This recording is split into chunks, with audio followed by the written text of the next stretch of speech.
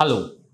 In this edition of In My View, we would be looking at some issues which are related to the transfer of power, which has recently been enacted in the month of January 2021 in the United States after the conclusion of the presidential election and the 46th President of the United States, Joe Biden, assuming office. Um Most of these topics, in my view, are topics which have been selected for a certain sort of a discussion from the perspective of students who are preparing for their Union Public Service Commission organized civil service examinations. But besides that, the intention as far as the series is concerned is also to reach out to a number of other students, a number of other lay persons who are not necessarily students or researchers, who are just interested in the way in which the world goes on. And that's the sort of format in which the series would always be conducted, has always been conducted, and also would be always conducted in the future. In addition to this, there's just one small thing that I would like to bring to the notice of the viewers before I proceed on the topic that is at hand today. Namely, that there would be certain topics which have already been discoursed on, and there would be certain events, certain sort of things which would happen after the topic has already been talked about. So, in light of further developments, in subsequent topics, though it would be a completely different topic that one would be talking about, one will also keep touching base as far as the older topics are concerned. So, some new development, some new perspective as far as older topic and an older issue is concerned, which has been highlighted, would also become a part of subsequent talk. And of course, most of the time when that happens, I would see to it that I make this point clear that it's about a certain topic which has happened in the past. Having had said that, coming to today's topic, which is about the transfer of power which has happened in the United States in the light of the presidential elections which happened in the month of November 2020. Presidential elections in the United States are normally extremely drab events which concern mostly Americans and which are mostly about things which have happened in the United States. So there's a lot of debate, discourse, discussion which keeps happening around issues which people who otherwise think about the United States outside the United States might not have any inkling of, and might find as things which are completely different. So it's supposed to be an all-American affair. It's supposed to be something that is about the United States. So there's a lot of navel gazing that goes on, and they are not supposed to be things which are normally treated as things which have been phenomenally disruptive, as things which are completely out of the course. And that's exactly what happened with this presidential election, which happened in the month of November 2020, counting for which went on for quite some period of time. And that has been the trend ever since we have stepped into the new millennium. So if one goes back in time to the presidential election of 2020, of 2000, in which President George Bush was elected as the American president. So if one looks at most of those elections, one would know that rare is an election in the recent past wherein counting has not become a nail-biting sort of an affair. Counting has not gone down to the wire, and counting has not something that has captured the attention of viewers both within the United States and outside the United States for a fairly long period of time. There have been counts which have ended up in the Supreme Courts of the different states. There have been counts which have even gone to the federal Supreme Court. There have been counts which have ended up with judges below that. There's quite a lot as far as the judicial perspectives that are brought to bear upon a routine, mundane matter of something like as plain and simple as voting is concerned. And then this one was completely different in the sense of the fact that this one was possibly the first time in known memory that an election was being held in the middle of a pandemic, a gruesome pandemic which has afflicted a major section of the population. So you have approximately 20 million people who are affected now in the United States, and that's a fairly large number for a country whose population is approximately 330 million. 400,000 people who are dead in the month of January 2021 as we are talking about it. And medical experts do point out to the fact that possibly in the coming months, the death toll would keep rising. And perplexing election for a simple reason, because September 11, 2001, when the World Trade Tower in New York was attacked, and you had this colossal act of terrorism being committed on American soil, unbelievable act even at that point of time for most Americans in their known memory. You had approximately 3,500 people who were dead. And it was treated as something that is war that has been waged against the sovereign might of the United States. And here you have 400,000 people dying, and you have a country which is confused, which is confounded, which just doesn't know which way should it look up for. So it seems there is a perceptible leadership vacuum. It seems there is a huge problem on hand, and one finds that the laws, the institutions of law in the United States were possibly not meant to deal with the problem of the proportions that one is dealing with as of now. Not that America has not dealt with unbelievable problems of this nature in the past, but this one is completely different, because in most of the other cases, there was a known enemy who was visible, who was perceptible, and against whom action could be taken.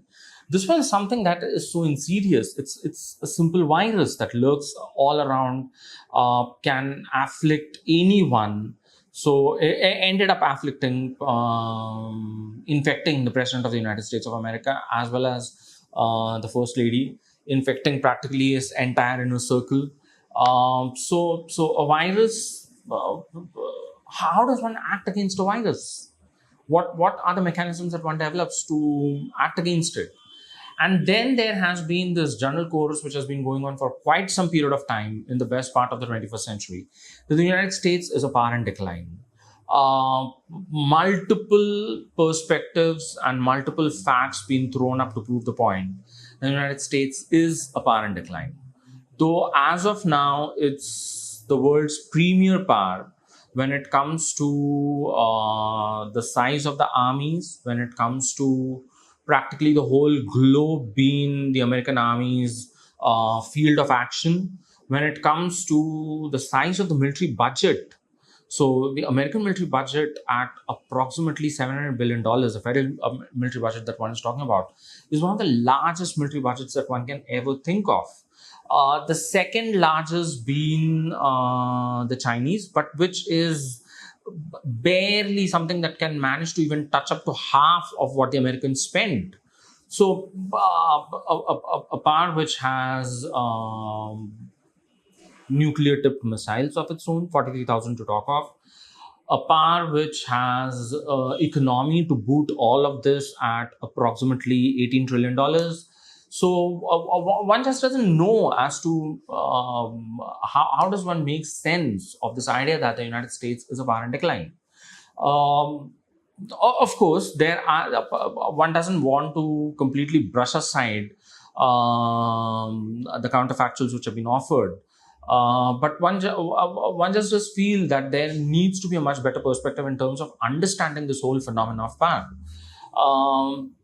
So this election happens at a point of time when there is a pandemic which is raging all across the place, when there is a massive discussion about whether the United States is a power in decline, when there is a lot of soul searching, especially in the United States, which is going on about this whole idea as to what does one mean by this whole idea of being an American. Who exactly qualifies to be an American? So legacies going way back in time, centuries way back in time, in terms of race, in terms of religion, in terms of practically every dimension of identity that could be talked about in a manner which is confrontationalist, is there out on the table. And then there is the unbelievable role of new age media in terms of the fact that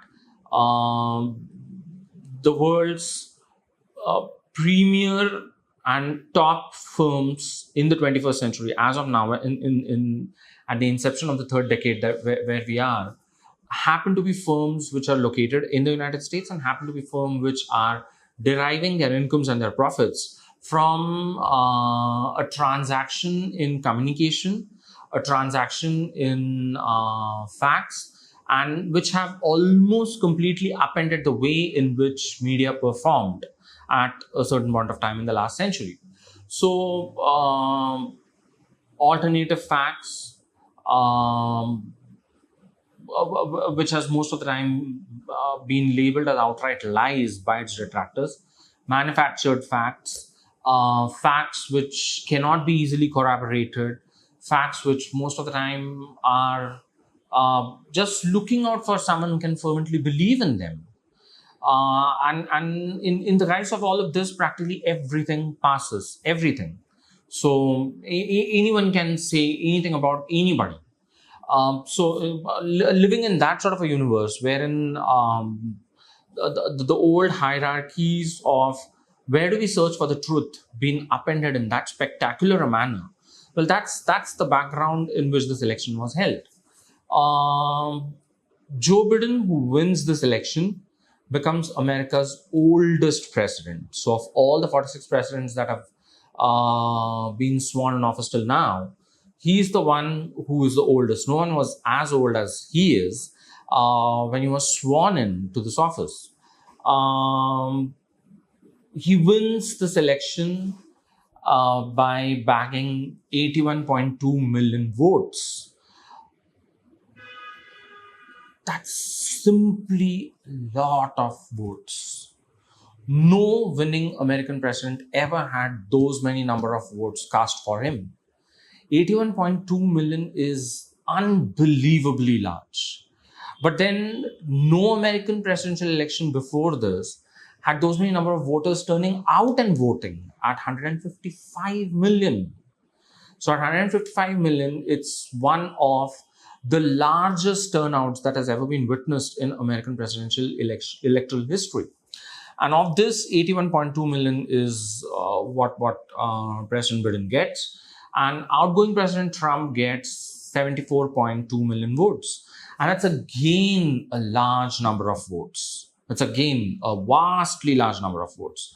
So it's to put things in perspective, no losing candidate as far as American presidential election is concerned has ever had those many number of votes.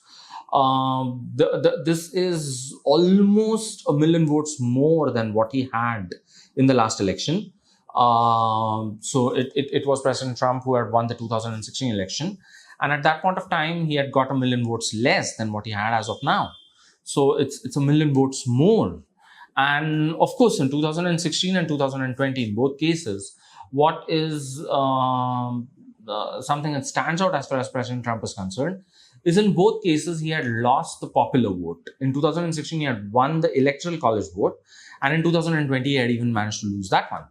So in 2016, the Democrat Party candidate, Hillary Clinton, had managed to get 3 million votes more than what President Trump had. The only thing was that Trump had a solid backing in the electoral college with 306 electoral college votes, and that was way too ahead of Hillary Clinton's 232 for him to secure the White House. And this time around, it's just a flipping of the positions. So now it's Trump with 232 and Biden goes to the White House with 306 electoral college votes. So Trump gets a million votes more, and yet Biden trumps him on account of the fact that Biden gets almost 7 million votes more than what President Trump had. And yet the discourse somehow or the other is structured around this whole idea that President Trump had 74.2 million votes. Now that's huge, possibly one of the reasons why till the incidences that occurred at the Capitol on January the 6th, 2021 did not happen. Republican Party leaders as well as officials, aspirants for the presidency in 2024, sympathizers, fundraisers, everyone, backers, supporters, everyone was wary of how should one look at the election that happened on in the month of November 2020. And how should one exactly look at this idea that, yes, Trump lost the election, but Trump nevertheless got 74.2 million votes. Just to put things in a different perspective altogether, in the parliamentary elections of 2019, in the month of April and May, which took place in India, the total number of people who had exercised their franchise was 610 million.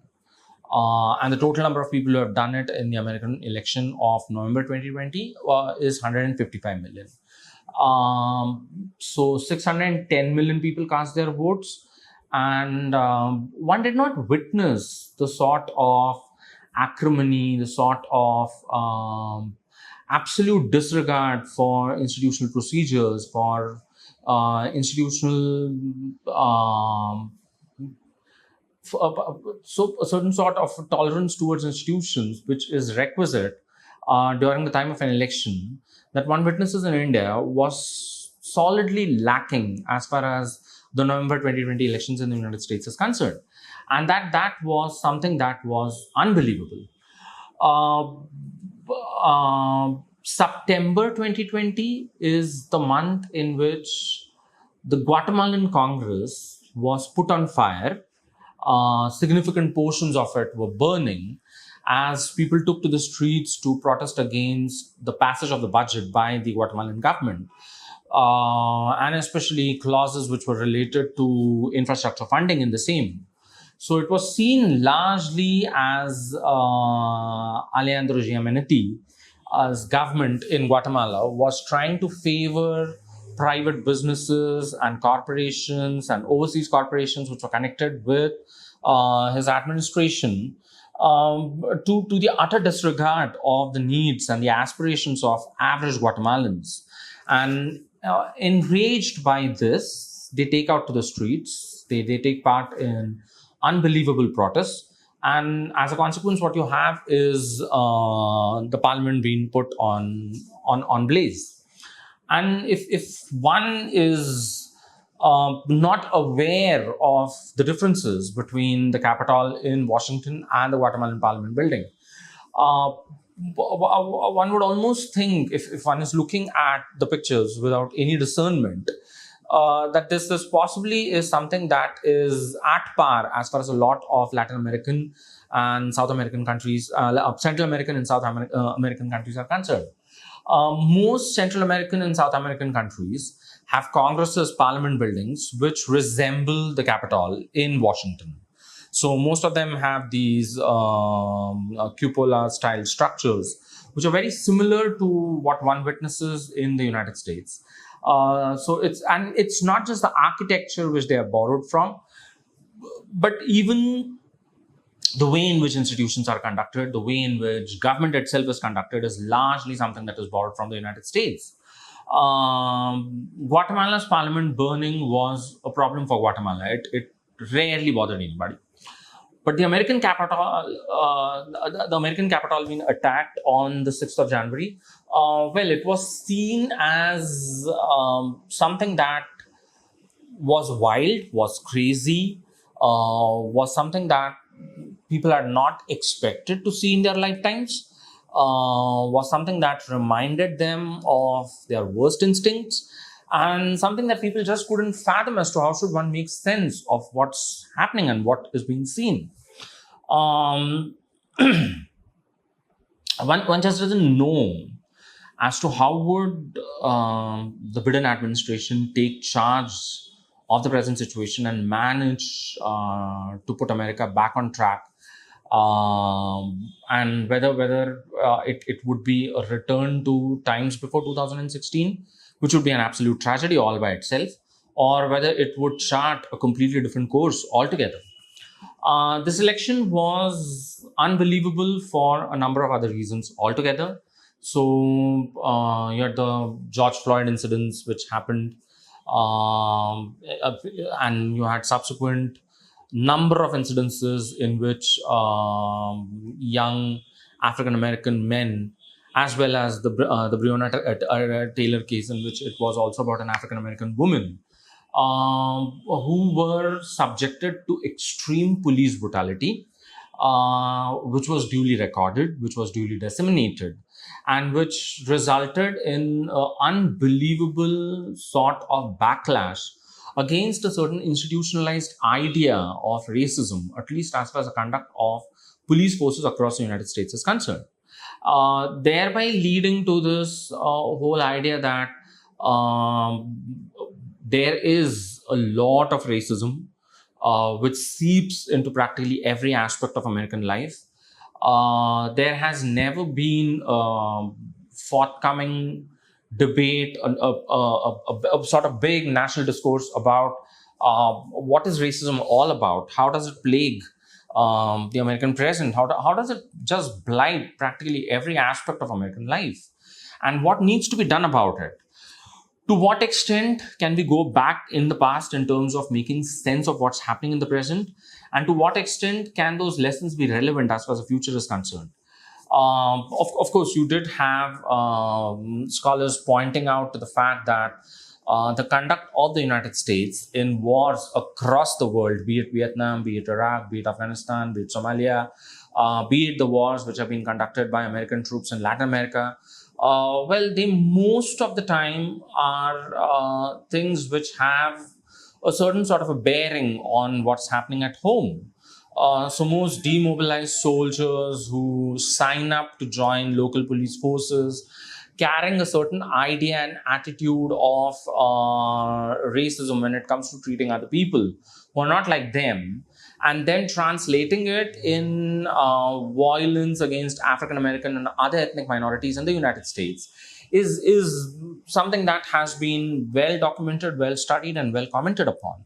So racism as one big issue that plagued the United States.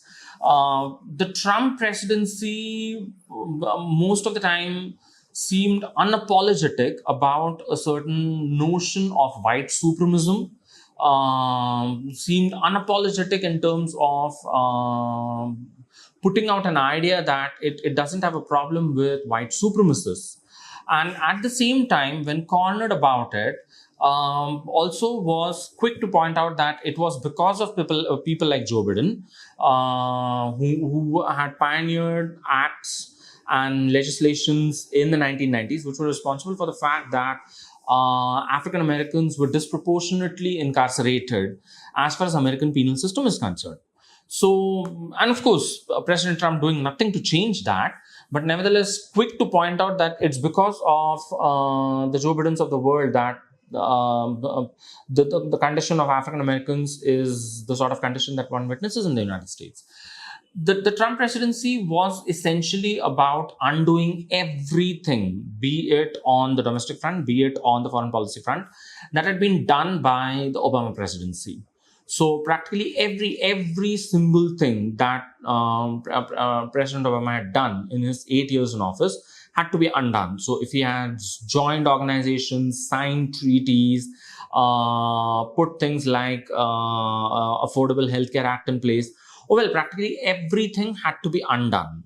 While undoing it, it was mostly in the form of a bull in a china shop that is out to just rampage rather than restore things. So yes, the United States will walk out of the Paris Climate Accord, but will not provide leadership in any other perspective as far as climate change is concerned, with Trump and cheerleading Republicans happy about the fact that finally we had a president who could, as loudly as is possible, deny, be in vocal denialism about climate change and its impact and its consequences. So, yes, we have got to walk out of the Iran Pact, but is there something else that we are putting on the table? The answer was always no. So it was all about, let's undo what President Obama was done, and there was hardly anything that could take its place, except for this multilateral treaty which was signed between Canada, the United States, and Mexico related to trade and investment in North America. A treaty which even avowed critics of the Trump administration point out to the fact that it was more substantive as compared to what had been earlier achieved in the Clinton days with what was called as the NAFTA deal. So, except for that, Trump tried to prove that he wasn't interested in warmongering, and was possibly one of America's least belligerent presidents, but did everything possible to sort of ratchet up tensions all across the world. So, bringing things as closely and perilously possible to disaster and confrontation, be it in the Middle East, be it in the Pacific, be it in the South China Sea. But the only thing that was lacking was leadership. And as a consequence of this, even the most hardened supporters of President Trump, who had voted for him in 2020, by the time you come, in 2016, by the time one comes to 2020, had sort of started having second thoughts about where was all of this headed and what was the exact intention and purpose of all of this. Members of the cabinet fired over Twitter. Presidential announcements and government policies being announced on Twitter. A very unconventional way of communicating government policy is what the Trump presidency was all about. And hence, one feels that there was a certain sort of disillusionment about the way in which government was being conducted. And yet, when voting day comes, to everyone's surprise, the man has managed to get 1 million votes more than what he did in 2016. And at 74.2 million, it's like one of the largest votes that a losing president ever have had managed. This time around, of course, there is no proof which has been put forward, at least till now, to prove that anything like the Kremlin troll farms were at work in terms of fixing this election, either in favor or in opposition to President Trump. At least as of now, one doesn't know as to did such a phenomena happen as far as this election is concerned. Though the Mueller inquiry is quite candid about the fact that you did have something similar happening as far as the 2016 election is concerned. So how does one explain all of this? The fact that it was inept, it was nepotistic to the extreme that a son-in-law of the president has been brought into place to conduct foreign policy issues and serious matters related to foreign policy, as what happened in the Middle East was evident. And what exactly does the Biden victory represent? So is it that, because at the end of the day, what one also has to be cognizant about is the fact that Biden goes home with 81.2 million votes, the largest that any president in the United States has ever been voted with. The last 30 years, if one looks at it from, say, for example, 1991, that's the fall of the Soviet Union, to 2021, that's when President Biden assumes office, have been dominated equally by the Republicans and the Democrats. So if at one end of this entire time scale is 1991, with George Bush Sr. being the president, at the other end is President Trump in 2020, and both of them are Republicans. But between them, the Republicans did run the show for a fairly small period of time. So if one is looking at 30 years, 16 have been dominated by the Democrats, 8 by President Bill Clinton and 8 by President Barack Obama. And it's only the remaining 8 plus 4 plus 2, that's 14, which have been dominated by the Republicans. But the two parties, still Trump did not come in to seize control of the Republican Party and to turn it into what is called as Donald Trump's Republican Party, as was famously said by Donald Trump Jr. There was an amazing consensus in terms of policy, in terms of various dimensions which are related to policy, in terms of the way in which government itself was supposed to be conducted. So in terms of all of this, that there was an amazing sort of consensus as far as both major political parties are concerned. And what took place in 2016 was believed to be a disruption of that consensus. So average Americans headed out to vote, delivering the electoral college, though not the popular vote, to Trump on the basis that the two major parties between themselves have almost fixed up the system. The system has started becoming a game which is run by political elites. There is a certain element of dynasticism which is creeping in. So a George Bush presidency disrupted by a Bill Clinton presidency, followed by a George Bush presidency, followed by Barack Obama presidency, supposed to be followed by again Clinton presidency. So it sounded that they seem to be taking their privileges to an extreme, where they seem to be believing that they're entitled to run for high office. And to the utter disregard of what happens with life as far as ordinary Americans are concerned. 2/3 of Americans don't have a college degree, which essentially means that they have a disproportionate chance, as far as the other 1/3 are concerned, when it comes to jobs, when it comes to incomes, when it comes to marriage, socializing, every aspect of life and living. These 2/3 happen to be people who are extremely vulnerable, are just not taken care of as far as the system itself is concerned. People who are living on the margins and the edges of life itself. And other than the vote, for which, of course, they had to be registered, not like the Indian system, wherein once you're registered, you're considered a voter for all subsequent elections. People who had the worst and the most adverse of chances at life and living, and just don't know as to how exactly could a dent be made into the system. So a neoliberal capitalism on free to go about conducting affairs all across the world, unleashed across the United States in the wake of the decline of the Soviet Union, labor largely unorganized and not being able to bargain for a better deal, wages as a proportion of national income rapidly falling, big corporations which you just don't know as to how does one deal with them, and a world which just doesn't seem to be caring. It's in the light of all of this that one has got to understand as to what happened in 2016, and it's again in the light of all of this that one has got to understand as to what happened in 2020.